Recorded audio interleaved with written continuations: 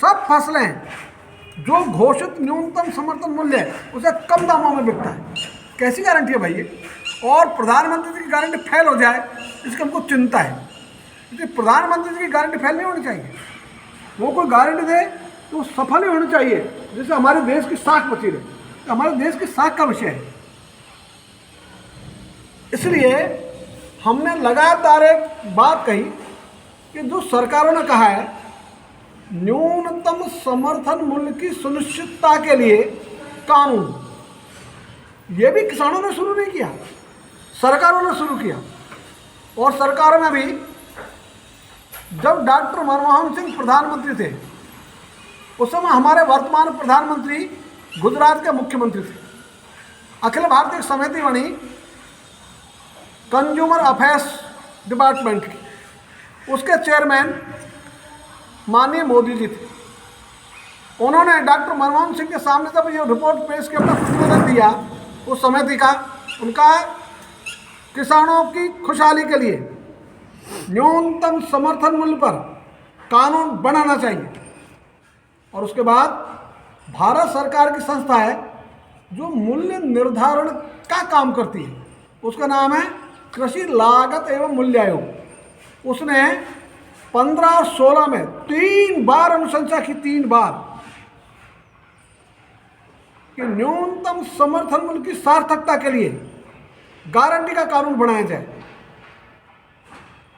और उसके अतिरिक्त अनेक समितियां, आयोग, उनकी भी अनुशंसा है। और अभी यदि ताज़ा हम देखें तो भारत सरकार ने जब किसान आंदोलन हुआ 2020-21 में, उस समय एक समझौता किया किसानों के साथ कि हम न्यूनतम समर्थन मूल्य पर समिति बनाएंगे जिसमें वो सुनिश्चित हो जाए। ये 9 दिसंबर 2021 की बात है, वो समिति बनाई। 7 महीने बाद 12 जुलाई 2022 को उसने 3 विषय, उसमें जो एक विषय एमएस थी, उसके लिए उस समिति ने एक उपसमूह बनाया। उस उपसमूह ने 21 अप्रैल 2023 को अनुशंसा दे दी कि न्यूनतम समर्थन मूल्य को आरक्षित मूल्य घोषित किया जाए।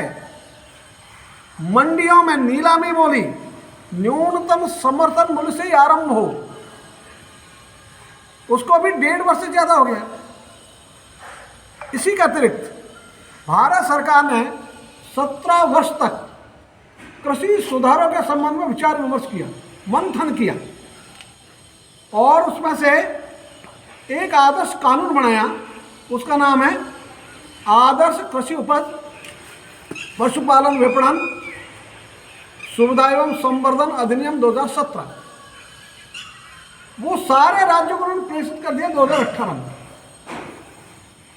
राजस्थान में हुआ है, और अच्छी बात ये थी राजस्थान ने उस आदर्श कानून के आधार पर विधेयक का प्रारूप तैयार कर लिया 2018 में। वो आज तक सरकार के आलमारी में बंद है। 7 वर्ष पूरे हो गए, 8वां वर्ष चल रहा है। अब तक वो आलमारी से निकलकर विधानसभा की टेबल तक नहीं आया। कितना समय लग गया है, और किसान लगातार लुट रहे हैं।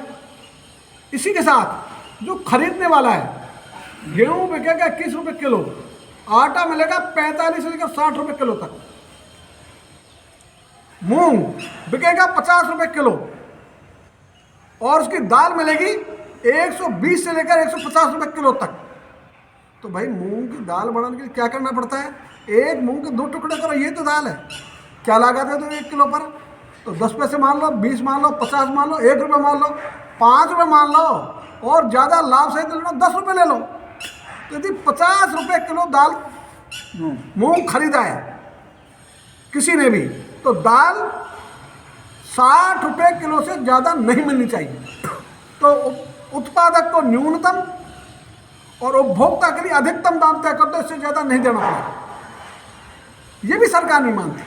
इसलिए किसानों ने अपनी पीड़ा को व्यक्त करने के लिए, अपने आक्रोश को व्यक्त करने के लिए सत्य, शांति, अहिंसा का मार्ग चुना, और इसी के लिए निकल के आया उसमें से गांव बंद आंदोलन।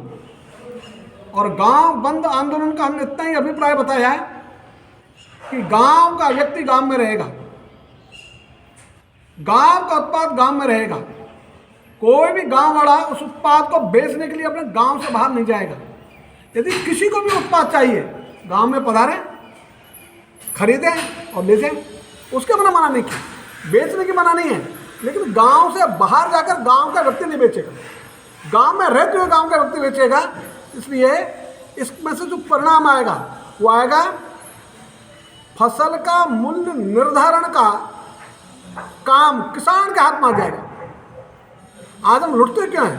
क्योंकि पैदा हम करते हैं, मूल्य निर्धारण वो करता है जिसका पैदा करने से कोई संबंध ही नहीं है। ये जो हमने बात कही, और इसी में से हमने कहा सड़क रोको, रेल रोको, चक्का जाम करो।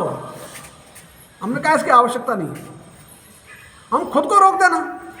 तो हम खुद को रोकेंगे, हम न बस में बैठेंगे, न रेलगाड़ी में बैठेंगे, न जीप में बैठेंगे, किसी भी यातायात के साधन का उसका उपयोग नहीं करेंगे। तो उनको घूमने दो अपनी बस लेके, स्वतः ही बंद कर देंगे वो। तो रिमोट कंट्रोल ये आ जाएगा गांव का। और इस आंदोलन को हमने इसलिए कहा गांव की शक्ति का पुनर्जागरण का आंदोलन है। और एक इसकी जो विशेषता है, टकराहट की संभावना शून्य कर दी। टकराहट है ही नहीं, किससे टकराहट करें? इसलिए हमने ये भी कहा यह पूरा आंदोलन होगा स्वैच्छिक, कहीं किसी को दबाव देने की जरूरत नहीं है। अपनी पीड़ा व्यक्त करने के लिए काम मत करो, ये कहा पड़ने तो।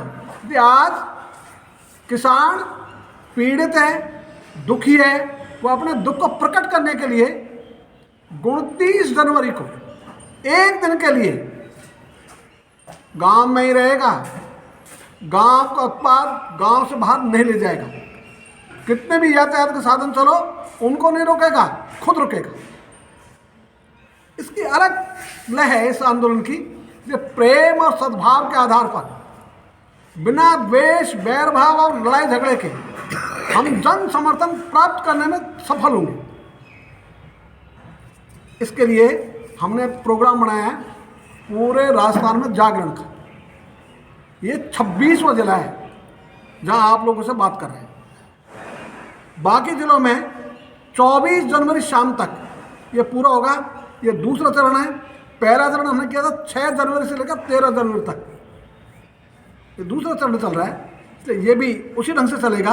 आप सब लोगों से मिलना, विचार विमर्श करना, एक दूसरे को समझना, अपनी बात समझाना। तो एक तरफा संवाद नहीं, मिलकर संवाद। इसके लिए ये हमने प्रोग्राम रखा हुआ है राजस्थान का। और हमने ये भी कहा है अब तक किसानों को लड़ाई के लिए कमाई छोड़नी पड़ती थी। अब हम करें गांव में रहो, आराम से खेत में काम करो, खलिहान में काम करो, घर में काम करो, काम छोड़ने की आवश्यकता नहीं है। ये अब चलेगा कमाई और लड़ाई साथ साथ। तो लड़ाई के लिए कमाई छोड़ने की जरूरत नहीं रहेगी। ये हमारी ताकत है। इसलिए इस ताकत के आधार पर हम हमारी लड़ाई जीतेंगे गांव में रहते हुए। इसके लिए गांव बंद आंदोलन, और इसको हमने कहा है गांव बंद आंदोलन ब्रह्मास्त्र है। आपने देखा होगा, सब जगह पढ़ा होगा, ब्रह्मास्त्र कभी विफल नहीं होता। एक बार ब्रह्मास्त्र चल गया तो वो लक्ष्य को भेदता है, अपना काम पूरा करता है। लेकिन उसके लिए साधना और तपस्या की जरूरत होती है संचालन के पहले। तो संचालन के पहले हम ये साधना का काम कर रहे हैं। ये सब मिलकर इस काम को करेंगे। किसान स्वतः इसको बंद करेंगे। हम चाहेंगे ये बंद स्वतः स्फूर्त बंद हो। जैसे अन्ना आंदोलन के समय कोई किसी को पीड़े चावड़ देने नहीं गया था, आंदोलन करो, अपना आप हुआ, स्वतः स्फूर्त हुआ। उसी ढंग से ये आंदोलन स्वतः स्फूर्त हो, उसके लिए जागरण। ये काम अभी हम कर रहे हैं। और मेरे साथ बत्तीलाल जी बेरुआ हैं, ये प्रदेश मंत्री किसान महापंचायत राजस्थान के। बाकी सब लोग चलते रहते हैं, कभी कोई जुड़ जाता है, बस ये स्थायी है जो लगातार चल रहे हैं। अब आज हिंडौन के बाद हम पहुंच जाएंगे अलवर। धन्यवाद। राम राम साहब।